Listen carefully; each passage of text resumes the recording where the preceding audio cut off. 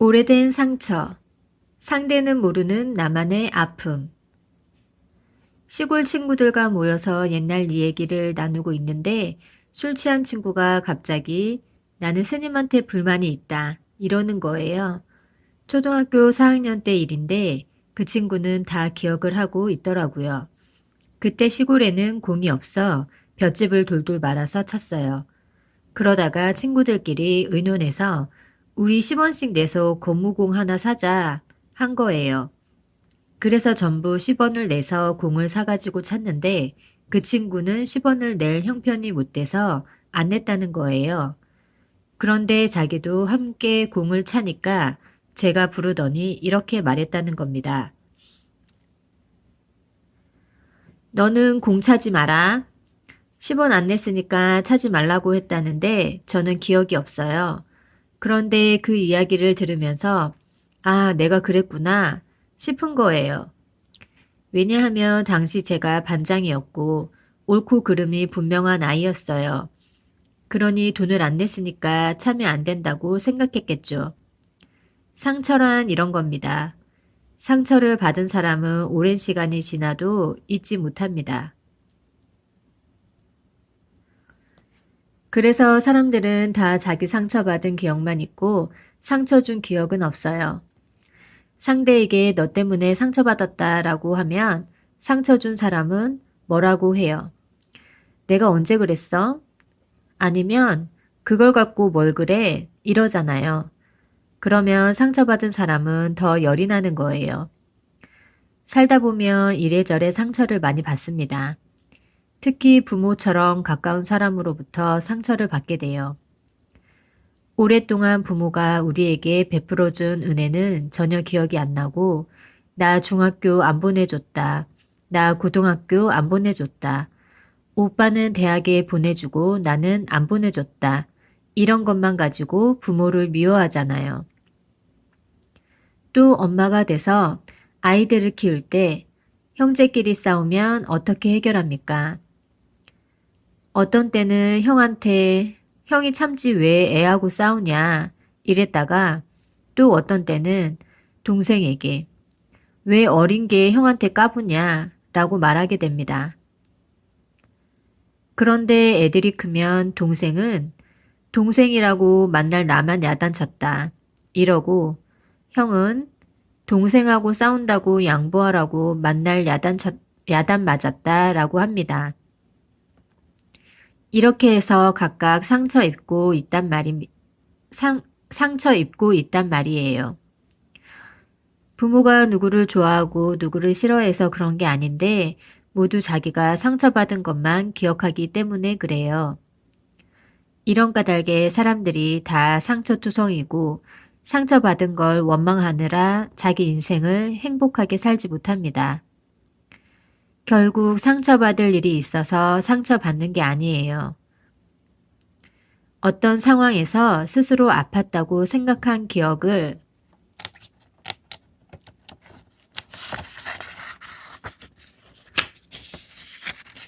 마음에 담아 간직하는 것 뿐이에요. 이러한 마음의 작용을 이해하고 내 안의 상처를 들여다보면 그 순간부터 자유로워질 수 있습니다.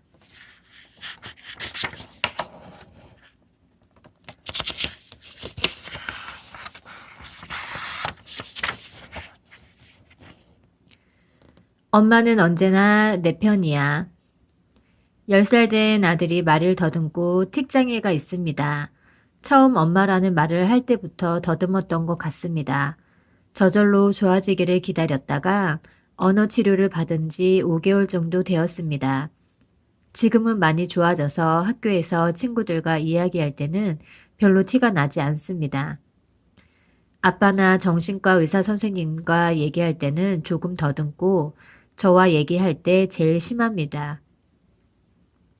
이런 증상이 생긴 지는 7개월 정도 되었고 말을 안 더듬으려고 애쓰다가 더 심해진 것 같습니다. 저 때문에 이렇게 된 듯한데 아이에게 잘못했던 일들이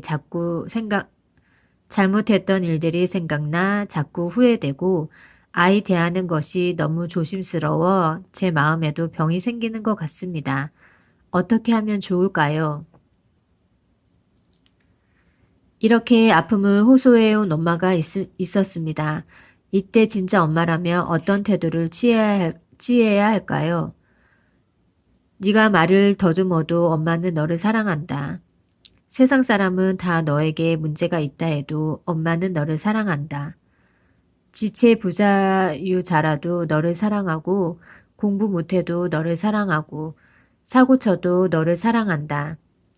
이것이 진짜 엄마 마음이에요. 아이에게 엄마란 마지막으로 기댈 수 있는 보루예요. 그래서 아이가 세상에서 지치고 힘들다가도 엄마를 보며 위로를 받을 수 있어야 해요. 원래 엄마란 세상 사람이 다 문제가 있다고 해도 자식을 보호해주는 존재잖아요. 만약 자식이 사람을 죽여서 사형 선고를 받더라도 판사에게 가서 우리 아들 좀 살려주세요. 제가 대신 벌 받겠습니다. 하고 용서를 구하는 게 엄마입니다. 아이가 말을 더듬으면 어때요? 남들보다 발달이 좀 뒤처지면 어때요? 아이가 밖에 나가서는 말 더듬는다고 놀림을 받아도 엄마가 초조하고 불안할 게 뭐 있어요? 더듬어도 괜찮아. 말 좀 더듬으면 어때? 별로 큰 문제 아니야. 이렇게 말해주면 아이는 적어도 엄마한테 말할 때만큼은 믿음이 생겨서 마음이 편안해집니다. 우리 엄마는 내가 어떻게 말하든 전혀 싫어하지 않는 분이다. 아이가 이렇게 생각하면 엄마와 얘기할 때는 더듬어도 되고 안 더듬어도 되니까 결과적으로 안 더듬게 돼요. 내가 이러저러하게 해주면 애가 안 더듬을 거다. 엄마가 이런 목표의식을 갖고 아이를 대하는 것도 좋지 않습니다. 그러면 목표에 도달하지 못하거나 그 과정이 느리다고 생각할 때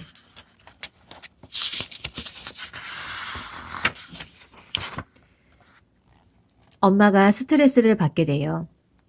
이런 마음이 아이에게 전달되면 아이가 상처를 받게 됩니다. 대신 이렇게 생각해 보세요. 나는 네 마음을 다 안다. 말 더듬는 건 중요한 문제가 아니야. 말 잘해봐야 사기꾼밖에 더 되겠니? 이런 마음으로 어떤 조건이든 너는 내 사랑하는 자식이다 라고 생각해 보세요. 이런 관점에서야 비로소 그것이 아이의 마음에 긍정적으로 전달됩니다. 그리고 이렇게 기도하세요. 제가 그동안 엄마 노릇을 제대로 못했습니다. 이제는 아이를 있는 그대로 사랑하는 엄마가 되겠습니다. 흔히 부모들이 자식에게 기대를 갖고 그것이 이루어지지 않으면 짜증을 내거나 닥달합니다. 공부도 잘하고 말도 잘하고 피아노도 잘 치고 태권도도 잘하고 영어 회화도 잘해야 합니다.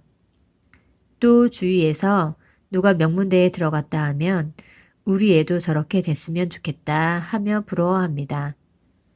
그러면서 그 수준에 못 미치는 자식을 한심하다는 눈으로 봅니다.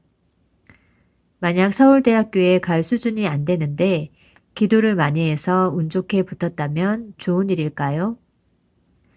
실력이 부족한데 공부 잘하는 애들 사이에 있다 보면 그 과에서 공부 진도를 못 따라갑니다.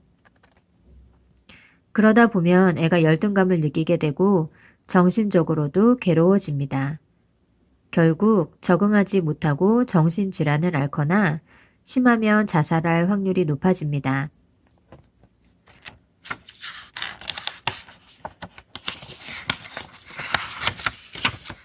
혹시 무사히 학교를 졸업했다 해도 간판만 달았을 뿐이지 사회적인 리더십이 부족할 경우가 많습니다. 결국 부모의 욕심이 자식의 길을 막은 게 됩니다. 아이가 리더십이 좀 부족하고 공부하는 걸 힘들어할 때는 오히려 열등반에 다니는 게 훨씬 나아요.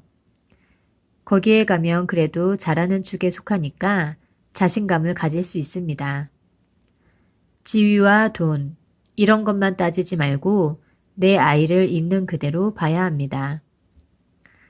세상이 뭐라고 하든 엄마는 아이를 있는 그대로 보고 존중할 수 있어야 합니다. 아이가 엄마에 대해 믿음을 갖고 자라야 나중에 결혼해서도 사람에 대한 신뢰를 갖습니다. 자기 엄마에게도 버림받은 아이들은 사람을 신뢰하지 못해요. 얼굴이 못생겼다고, 공부를 못한다고, 말 더듬는다고, 신체에 문제가 있다고 버림받으면 세상에 나가서 제대로 살기 힘듭니다. 엄마가 이미 아이의 자존심을 꺾어버렸기 때문에 세상에 적응하기가 힘든 거예요. 애를 자꾸 고치려 들지 말고 아이를 품고 다정한 눈길을 보내보세요. 엄마는 널 있는 그대로 사랑하니까 엄마한테는 부담 갖지 마라. 아이한테는 이런 말도 할 필요 없어요. 이런 말이 오히려 부담을 줄 수도 있습니다. 엄마는 너를 사랑해. 그리고 언제나 네 편이야. 이렇게 자주 격려의 말을 해주기만 하면 됩니다. 아이 때문에 부담스럽다면 초등학교 6학년 아들이 3살부터 눈도 잘 안 마주쳐서 소아정신과에 갔더니 발달장애라고 합니다. 지금 일반 초등학교 다니는데 보통 애들보다 3년 정도 늦고 불안 증세도 있고 사회성도 많이 떨어집니다. 내년에 중학교에 가야 하는데 수업 시간도 적고 좀 더 자율적인 대안중학교로 보낼지 일반 중학교를 보낼지 고민입니다. 이 질문에 답을 하자면 중요한 것은 대안학교를 보내느냐 일반 학교를 보내느냐가 아니라는 거예요.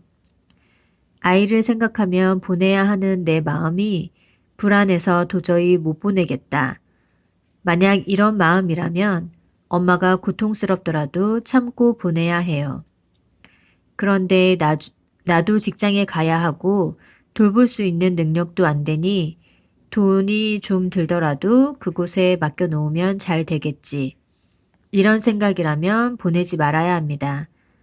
즉, 엄마인 내가 힘들어서 아이를 그곳에 보내려고 하는지, 아이에게 최선이라고 생각해서 보내려고 하는지,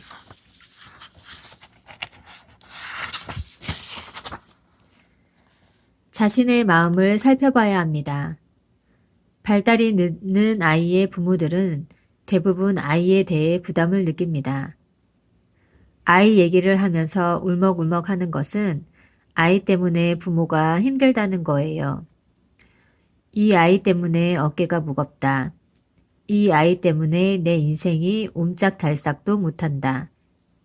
만약 이렇게 생각하면 부모가 자기 문제에 빠져 있는 겁니다. 이때는 아이를 진정으로 위하는 마음이 들어설 자리가 없어요. 아이를 어떻게 도울까 생각하기보다 감당해야 할 일이 많은 자신의 상황이 힘겹게만 느껴집니다. 아이를 정말 위하는 부모라면 이런 아이가 있어도 나는 행복하게 살 수 있다. 아무 문제 없다. 는 마음을 가져야 합니다. 부모 인생이 행복하고 자유로워져야 아이에게 어떤 것이 도움이 될까를 적극적으로 생각할 수 있습니다. 그런데 자기 고민에 빠져 있으면 아무리 아이를 위한다고 해도 내 무거운 짐을 남에게 떠맡기고 싶은 마음이 깔려 있기 때문에 무의식적으로 그런 선택을 하게 됩니다. 부모가 문제 행동을 하는 자식을 부담스러워하면 아이도 부모에게서 버림받았다고 느낍니다. 그것이 결국 인간에 대한 불신으로 이어집니다. 그 때문에 아무리 좋은 시설에 보내도 아이가 훌륭하게 자라기 힘들어요.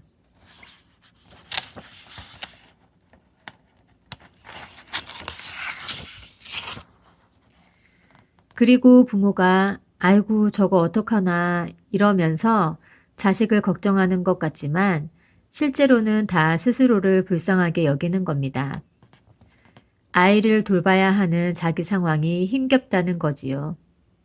이 때문에 아이는 자존감이 떨어지고 심성도 삐뚤어질 수 있어요. 이때 선택은 두 가지예요. 하나는 좀 힘들지만 일반 중학교에 보내서 비장애인 친구들과 어울려 살게 하는 방법이에요. 이 경우에는 엄마의 헌신적인 사랑이 필요합니다. 또 하나는 대안학교에 보내서 수준에 맞는 교육을 받게 하는 겁니다.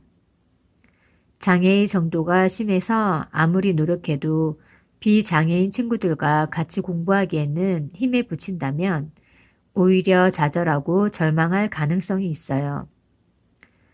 이때는 대안학교에서 아이의 상황에 맞게 교육을 시키는 게 더 낫습니다.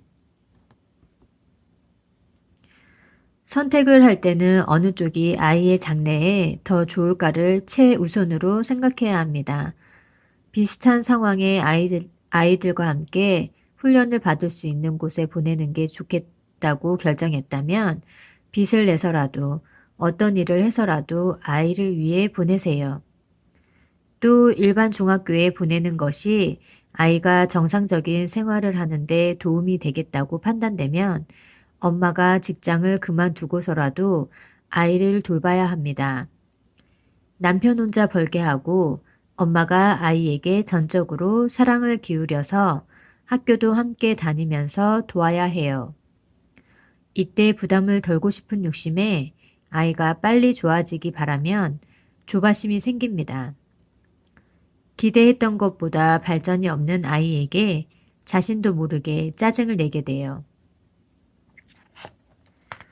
그러면 아이는 오히려 스트레스를 받게 되고 그러다 보면 역효과가 납니다. 따라서 아이에 대한 기대심, 욕심을 버려야 해요. 아이가 한 발 한 발 어떻게든 따라가려고 애쓰는 게 고맙고 장하게 느껴져야 합니다. 그러면 아이가 10번을 실패해도 11번째 엄마가 함께하고 싶고 20번을 실패해도 21번째 또 함께하고 싶은 마음이 듭니다. 그리고 무엇보다 중요한 것은 엄마가 먼저 편해지는 것입니다. 부처님, 이 아이를 제게 보내주셔서 정말 감사합니다. 이렇게 감사 기도를 하면서 아이를 복덩이라고 생각하면 아이는 당당하고 자신감 있게 자랄 수 있습니다.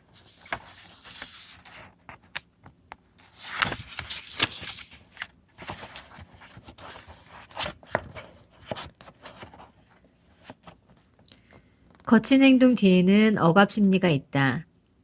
아들만 둘 있습니다. 큰아들은 별 문제가 없는데 지금 중학교 1학년 작은 아들이 작년부터 사춘기가 온 것 같습니다. 폭력적이고 거짓말을 자연스럽게 하는 데다 무기력하기도 하고 도무지 아이 같지 않은 행동을 합니다. 그래서 결혼 전부터 하던 일을 그만두었는데 이제 아이를 위해 어떻게 해야 할지 고민 중입니다. 이렇게 아들 때문에 하소연하는 엄마가 있습니다. 아이가 거짓말을 하는 이유는 엄마가 허락 없이는 외출하지 못하게 하기 때문이에요. 그래서 결국 엄마를 속이게 되는 겁니다. 그런데 엄마가 간섭을 안 하면 거짓말을 안 합니다. 예를 들어 엄마가 외출하지 마 라고 하면 아이는 나가고 싶으니 대답은 알았어요 라고 하고는 나가버리는 거예요. 즉 아이가 거짓말을 하는 것이 아니라 부모가 간섭하기 때문에 거짓말을 하게 되는 겁니다. 또 아이가 폭력적일 정도로 과격한 행동을 한다면 아이의 감정에 뭔가 억압 심리가 있는 거예요. 만약 첫 아이는 괜찮은데 둘째가 문제라고 하면 부부가 신혼초는 사이가 괜찮았는데 살면서 좀 갈등이 있었구나 하는 것을 알 수 있습니다. 억압 심리가 있는 사람은 지금은 폭력적인 모습이 좀 덜 나타난다 해도 결혼하면 다시 나타납니다. 화가 나면 아내에게 폭력을 쓰는 일도 생길 수 있어요. 또 술을 마시면 정신을 잃거나 평소에는 조용한데 술만 마시면 말이 많아지고 행동이 거칠어질 수도 있습니다. 심리가 억압되면 이것이 무의식 속에 잠겨 있다가 자극을 받으며 일어나는 겁니다. 아이가 자라면서 직접적으로 타격을 받아서 생길 수도 있고 엄마가 심리적으로 억압 상태이기 때문에 늘 화가 차 있고 가슴이 답답했던 것이 아이에게 전이되어 일어날 수도 있습니다. 결국 아이가 폭력적인 것은 부모의 탓입니다. 그러니 아이의 행동만을 문제 삼아서 아이고 어쩌다가 이런 자식을 낳았나 이렇게 생각하지 말고 안타까운 마음을 내야 합니다. 아, 내가 마음을 잘못 써서 아이가 이 고생을 하고 있구나. 이렇게 안쓰러운 마음이 들어야 합니다. 그렇다고 잘못된 행동을 두둔하라는 말은 아니에요. 폭력적인 행동을 해도 등을 두들겨 주면서 아이고 네가 마음이 많이 불편한가 보구나. 애들이 다 그렇지 뭐 어떠냐. 이렇게 두둔해서는 안 됩니다. 저지른 행동이 잘못된 것이기 때문에 이때는 감싸서는 안 됩니다.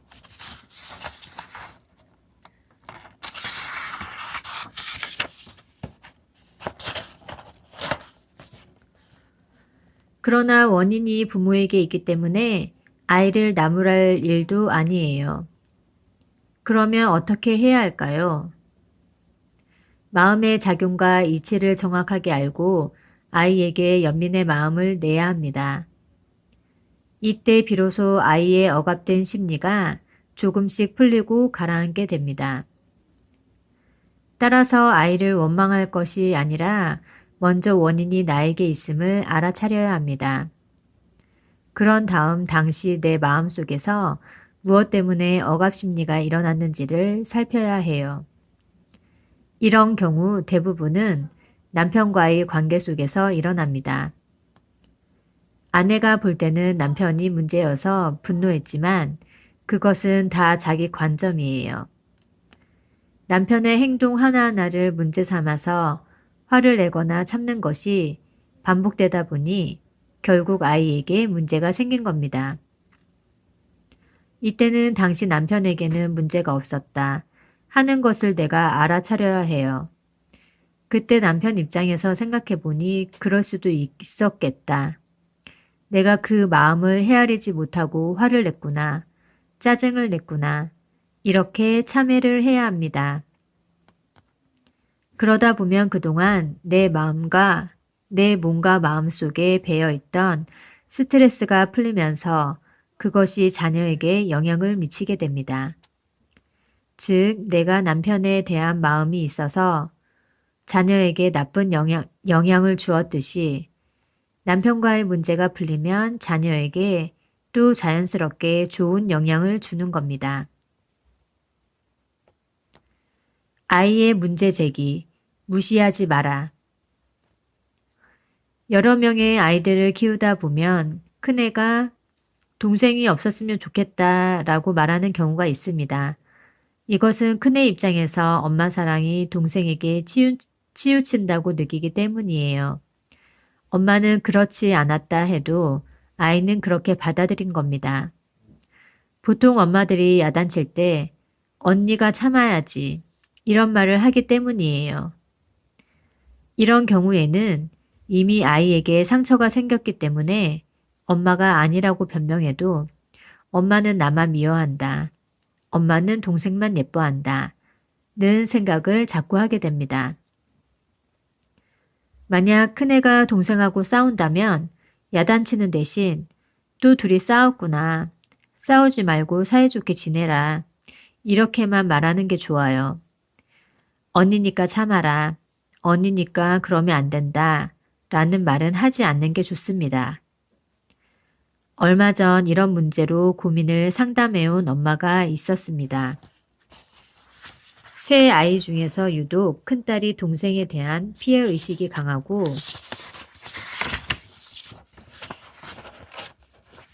동생들이 있다는 것을 창피해야 합니다.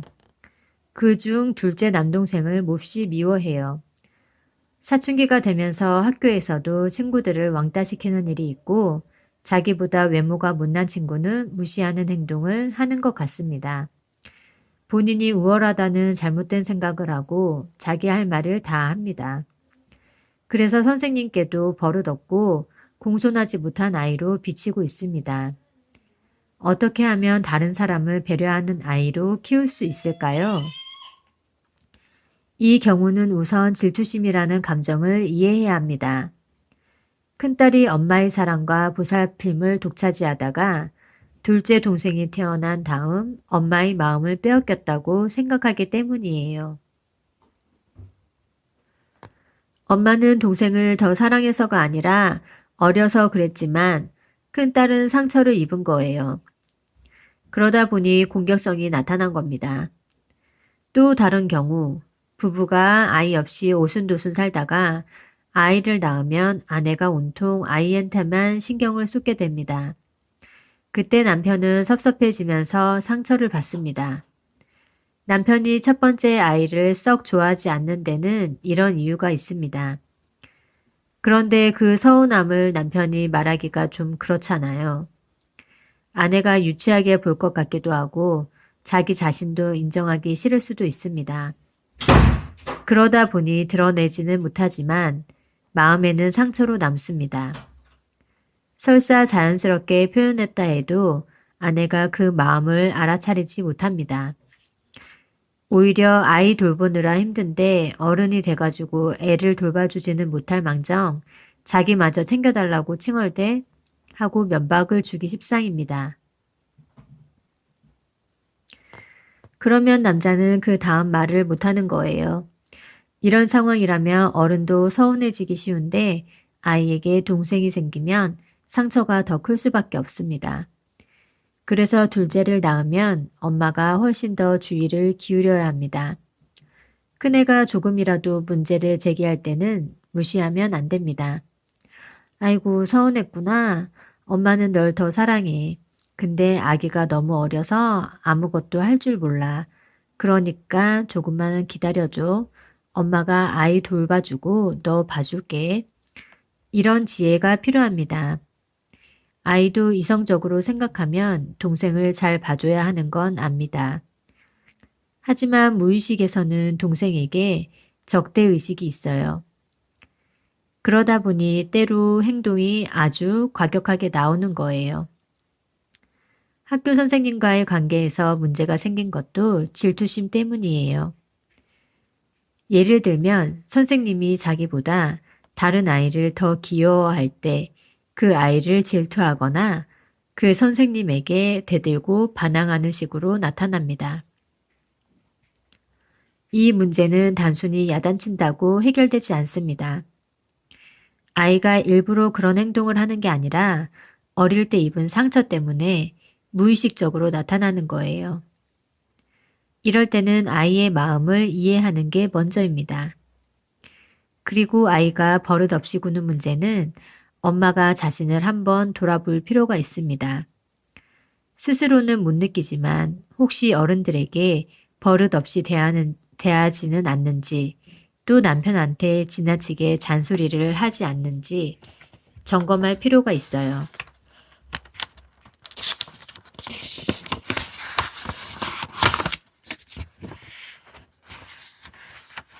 또 시어머니 앞에서 남편에게 함부로 대했을 수도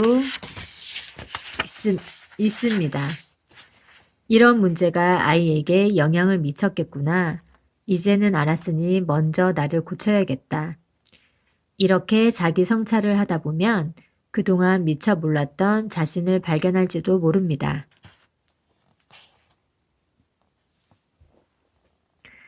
남의 인생에 신경 쓰지 마라. 고등학교를 휴학 중인 학생이 제게 이런 질문을 던졌습니다. 어릴 때부터 남에게 잘 보이고 싶어 하고 그러다 보니 남의 말에 잘 흔들리는 편이었습니다. 또 성격적으로는 완벽주의, 이상주의적 성향이 있었습니다. 그러다 보니 때때로 자기 관리를 못한다는 자괴감, 욕심만큼 실천하지 못하는 자신에 대해 스트레스를 받고 불안감을 느낍니다. 두 번째는 좋은 학교에 입학하기 위해 공부하다가도 막상 그렇게 되어도 기쁨은 잠시뿐일 거라는 허탈감에 휩싸입니다. 그래서 스님처럼 모든 것을 벗어 던지고 역사, 민족, 통일, 환경, 세계 평화 등에 기여하고 싶은데 그 길이 매우 막연하다는 생각이 듭니다. 그래서 스님은 어떤 계기로 그런 일들을 시작하셨고 어떤 생각으로 추진해 나갔는지 궁금합니다. 이 이야기를 듣고 두 번째 질문에 먼저 대답을 해주었습니다.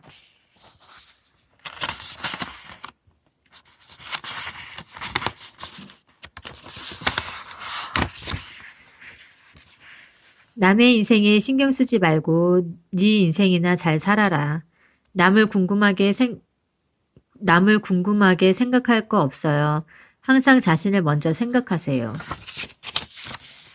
나도 저 사람처럼 되고 싶다는 게 좋은 것 같지만 그러면 비교하는 마음에서 벗어나기 힘들고 따라갈 힘이 붙이다 보면 능력이 부족하다는 자괴감이 생깁니다. 남을 기준으로 삼지 말고 내가 하고 싶은 것, 내가 해야 할 것을 기준으로 출발하면 됩니다. 이 세상에 공짜는 없어요. 외국 사람들이 오늘날 한강을 보며 기적이라고 말하지만 한국 사람들이 기적을 일으킨 게 아니라 열심히 노력한 결과잖아요. 우리는 공부를 안 하고 성적이 오르기를 바랍니다. 하지만 노력하지 않고 얻어지는 것은 없어요. 자기가 좋아서 하는 일과 필요해서 하는 일이 있습니다. 그런데 우리는 좋아하는 것만 하고 싫은 것은 안 하려고 합니다. 그러면 과보를 받아요. 필요하다면 좋아도 그만둘 수 있고 필요하다면 싫어도 할 수 있어야 합니다. 따라서 내가 좋은 대학에 가고 싶다면 공부하기 싫어도 열심히 해야 해요. 거기에 다른 방법은 없습니다. 그 다음에 내가 공부하기 싫으면 안 해도 괜찮아요. 대신 좋은 대학에 가겠다는 생각을 버리면 돼요. 거기에 다른 길은 없어요. 공부도 안 하고 좋은 대학 가겠다는 것은 요행인데 소 발의 지잡기로 어쩌다 있기는 있지만 그것은 욕심일 뿐이에요. 질문한 학생의 경우 이것저것 복잡하게 생각하지 말고 학교를 휴학했다면 좀 노는 게 좋아요. 아무 걱정 말고 이것도 해보고 저것도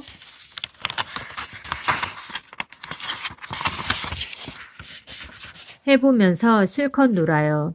놀면서 일도 해보고 그것이 너무 힘들면 공부하면 됩니다.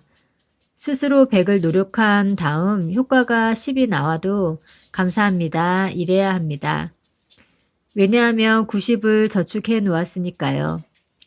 자기가 노력한 것들이 다 드러난다고 좋은 건 결코 아니에요. 내 능력을 세상 사람이 알아준다고 좋은 일이 아닙니다. 만약 내가 100을 노력했는데 사람들은 150으로 알아준다면 좋겠죠. 그런데 그게 쥐약이에요.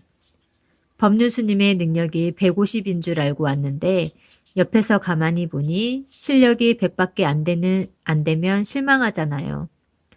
그래서 자기가 가진 실력이 100이면 세상 사람은 한 50쯤 아는 게 좋습니다.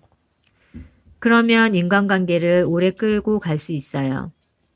한 50쯤 되는 줄 알고 찾아왔는데 같이 있어 보니 생각보다 실력이 낮거든요. 그러면 신뢰가 형성돼요. 그래서 요즘 제 강의를 많이 들으러 오는 것도 좀 위험합니다. 썩 괜찮은 사람인 줄 알고 왔다가 며칠 같이 있어 보니까 성질 더럽네 하게 되면 실망이 크잖아요. 기대가 큰 만큼 실망도 큰 거예요. 그러니까 사람들의 인정을 받을 때는 떨어질 것을 각오해야 합니다. 우리가 소탈하게 살아야지 너무 허위를 만들면 결국 자기 인생이 불편해져요. 그리고 남이 나를 알아주지 않는다고 실망할 필요도 없습니다. 그게 다 저축하는 길이고 또 언제든 빚이 난다는 사실을 알면 돼요. 마음이 초조하고 불안하면 신경쇠약에 걸립니다. 나를 안 알아준다고 남을 미워하게 되고 그러다 보면 스스로도 괴로워져요. 그러다 보면 자기 능력이 없음을 자학하게 되고 결국 인생살이가 복잡해지는 거예요. 결과가 나오는 대로 받아들이고 항상 결과에 대해서는 긍정적으로 받아들이세요. 감사합니다. 내 실력보다는 더 많이 나았습니다. 이렇게 기도하면 남의 눈치 볼 것도 없고 편안하게 살 수 있습니다.